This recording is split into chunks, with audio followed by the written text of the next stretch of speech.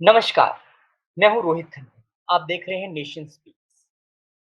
लोकसभा चुनाव 2024 इंतज़ार है थोड़ा-सा।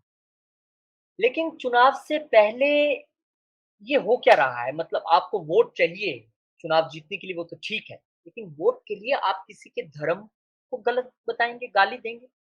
ये होड़ सी लगी हुई है सनातन धर्म को गलत बताने की या गाली देने की। और अभी जो हालिया मामला सामने आया वो हैरान करने वाला है। हम बात कर रहे हैं तमिलनाडु की। तमिलनाडु के मुख्यमंत्री एम.के. स्टालिन के बेटे उदयनिधि स्टालिन ने सनातन धर्म की तुलना डेंगू, मलेरिया और कोरोना से की है। वाह भाई साहब, क्या कहने आप। उदयनिधि ने कहा कि मच्छर, डेंगू फीवर, मलेरिया और कोरोना से कुछ ऐसी चीजें हैं जिनका केवल विरोध नहीं किया जा सकता बल्कि उनको खत्म करना जरूरी है। सोच देखिए इनकी नेताओं की।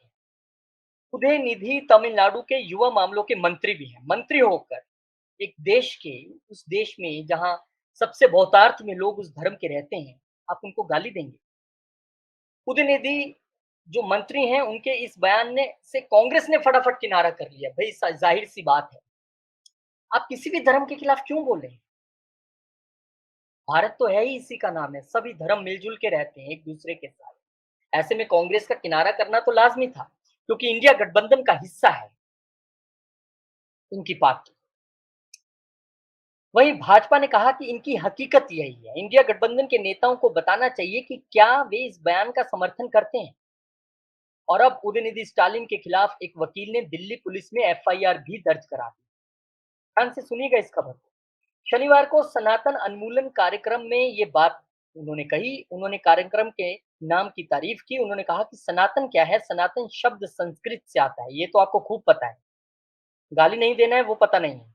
ये समानता और सामाजिक न्याय के खिलाफ है। वाह जी वाह! सनातन का अर्थ होता है स्थायी, यानी कि ऐसी चीज़ जिसे बदला नहीं जा सकता, जिस पर कोई सवाल खड़े नहीं कर सकते। भाई साहब, सनातन ही वो धर्म है जो सबसे सहिष्णु धर्म है, जो सब कुछ सहता है, जो ब्रॉड माइंडेड है, जो सब जगह जाता है, हर जगह माथा टेकता है। आप उसको कह रहे हो? उनकी समझ पे ही तरस आता है। राम जन्म, अब इस पे जो बयानात हैं, वो प्रतिक्रिया आनी शुरू हो गई है, ज़ाहिर-सी बात है। आप इतनी बड़ी बात बोलेंगे तो प्रतिक्रिया तो आएगी। राम जन्मभूमि के प्रमुख पुजारी आचार्य सत्येंद्र दास ने कहा कि सनातन धर्म को किसी भी कीमत पर खत्म नहीं किया जा सकता। कि भाई साहब क्या बात करते हैं, सनातन को खत्म कर देंगे। ये धर्म सदियों से चला आ रहा है और सदियों तक चलता रहेगा। उदयनिधि को सनातन का असल मतलब ही नहीं पता। पता होता तो मुँह खोलते क्या? वो जो भी कह रहे हैं बिल्कुल गलत है। केंद्रीय शिक्षा मंत्री धर्मेंद्र प्रधान ने कहा कि तमिलनाडु के कुछ लोगों की हकीकत अब सामने आ रही है। कुछ दिन पहले ही हमने काशी तमिल समागम का आयोजन किया था और तमिलनाडु के हर गांव में भगवान जगन्नाथ की पूजा की जाती है। सनातन धर्म अगर है, ऐसे राजनीतिक बयानों से कुछ नहीं होने वाला। अमर है सनातन धर्म, ऐसा धर्मेंद्र प्रधान का कहना है। वहीं भाजपा नेता शाहनवाज हुसैन ने कहा कि एमके स्टालिन इंडिया की मजबूत कड़ी है और उनका बेटा ऐसे बयान दे रहा है। गठबंधन में शामिल कांग्रेस और बाकी दलों को इस पर बयान देना चाहिए, स्टैंड क्लियर करना चाहिए। बात दुर्भाग्यपूर्ण है और इसकी निंदा होनी चाहिए। वहीं कांग्रेस के नेता भी इस पे अपनी प्रतिक्रिया दे रहे हैं। कांग्रेस नेता आचार्य प्रमोद ने कहा कि नेताओं के बीच हिंदुओं को गाली देने की होड़ सी लगी है। बिल्कुल सही बात है। जो देखो मुंह उठा के गाली दे रहा है। हजार साल से सनातन धर्म को मिटाने की कोशिश चल रही है पर कोई मिटा नहीं सका। महाराष्ट्र कांग्रेस के नेता नाना पटोले ने कहा कि हमारा रुख स्पष्ट है। कांग्रेस ना तो किसी की धार्मिक भावनाओं को ठेस पहुंचाने पर टिप्पणी करती है और ना ही हम इसमें विश्वास रखते हैं। उन्होंने कहा, हम किसी और के बयान की जिम्मेदारी नहीं ले सकते। कैसे नहीं लेंगे? आपके गठबंधन में है वो। वोट मांगने तो इकट्ठे जाइएगा ना, तब आप क्या कहिएगा तमिलनाडु में या किसी और प्रदेश में जहां पे जाएंगे आप, कि वो सनातन को गाली देते हैं, लेकिन हम उनकी बात से विश्वास नहीं रखते पर उनके साथ हैं। वाह भाई साहब, क्या बात है। कानूनी कार्रवाई की धमकी पर उदयनिधि बोले, भगवा धमकियों से डरने वाला नहीं हूँ, ये देखिए। सोशल मीडिया प्लेटफॉर्म एक्स पर लीगल राइट्स ऑब्जर्वेटरी नाम के अकाउंट से ट्वीट किया गया कि वे उदयनिधि स्टालिन के खिलाफ कानूनी कदम उठाने के बारे में विचार कर रहे हैं। इस पर उदयनिधि ने जवाब दिया, मैं किसी भी कानूनी चुनौती से लड़ने के लिए तैयार हूँ। हम ऐसी भगवा धमकियों से डरने वाले नहीं। आह, क्या कहा जा सकता है इसको? चुनाव है, चुनाव से पहले आपको वोट बटोरना है वो तो अच्छी बात है। लेकिन किसी को गाली देके, किसी धर्म को गाली देके, आप तमिलनाडु में सरकार में हैं, आपके पिताजी मुख्यमंत्री हैं, तो क्या आपको वहाँ पे सनातन धर्म के लोगों ने वोट नहीं किया? क्या आप उनके मंत्री नहीं हैं? क्या आपके पिताजी उनके मुख्यमंत्री नहीं हैं? क्या वहाँ पर सनातन को मानने वाले लोग नहीं रहते हैं? बोलने से पहले कुछ तो सोचिए कि एक शख्स जो मंत्री या मुख्यमंत्री बन जाता है, जो संवैधानिक ओहदे पर होता है, वो सबका होता है। वो किसी एक जात, किसी एक धर्म, किसी एक विशेष का नहीं होता है, वो सबका होता है और आपको उनकी भावनाओं का ध्यान रखना चाहिए। और मंत्री पद पर होते हुए आप कह रहे हैं कि सनातन एक बीमारी है, सबसे पुरातन धर्म, सबको जोड़ के चलने वाला और आप उसको बीमारी कह रहे हैं। आपकी समझ पे क्या कहें आप? मंत्री होने के बावजूद एक संवैधानिक पद पर आप बैठे हैं, पिताजी आपके मुख्यमंत्री हैं, सालों तक आपने तमिलनाडु में आपके परिवार ने राज किया और आज आप सनातन को बीमारी बता रहे हैं। तो क्या समझते हैं आप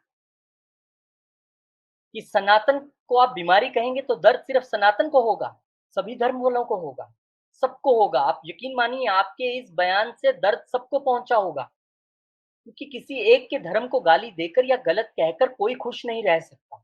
यही भारत की तहज़ीब है, यही भारत है, जहाँ हम सब इकट्ठे रहते हैं, एक दूसरे का सम्मान करते हैं, हर धार्मिक स्थान पर जाके माथा टेकते हैं और आप कह रहे हैं कि ये बीमारी है।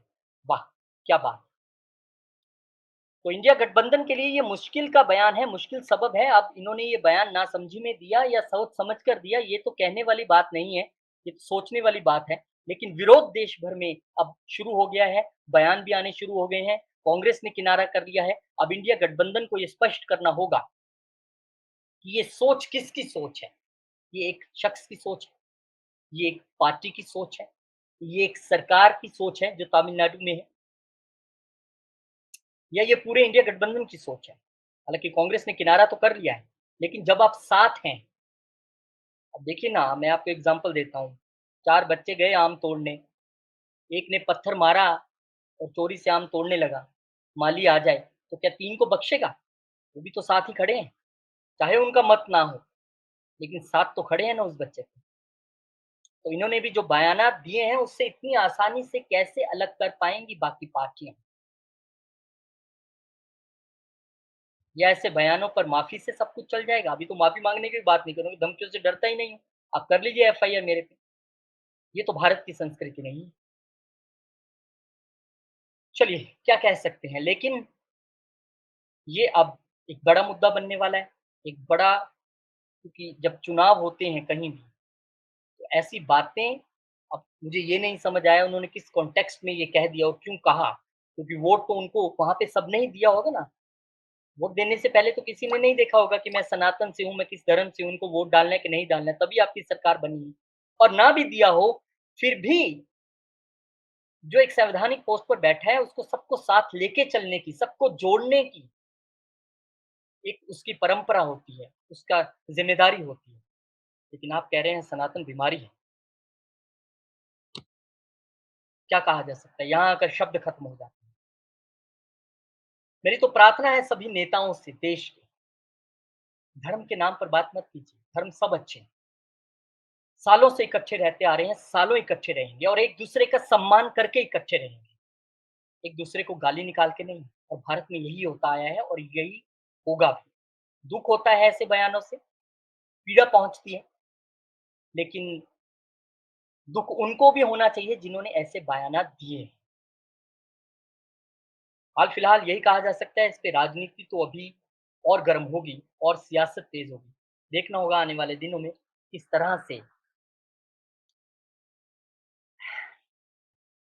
ये सियासत का हिस्सा बनते हैं धर्म को गाली देना और किस तरह से सियासत इसको अपने आप से अलग कर देती है कि नहीं भाई धर्म को गाली देकर वोट नहीं लेनी है, बात नहीं बने।